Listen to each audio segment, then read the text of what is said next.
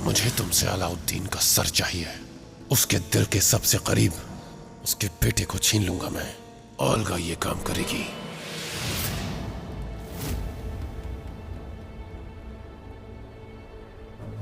यहां मैं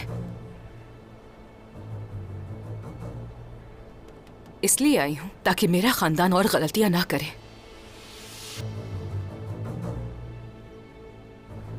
बस यही कहना था। मैंने अपना फर्ज पूरा किया। अब यकीन करो या ना करो, ये तुम्हारी मर्जी है।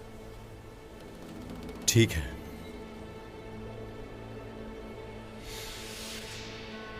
यकीन है तुम पर।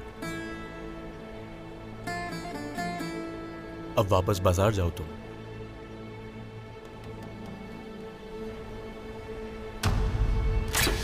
अलाउद्दीन!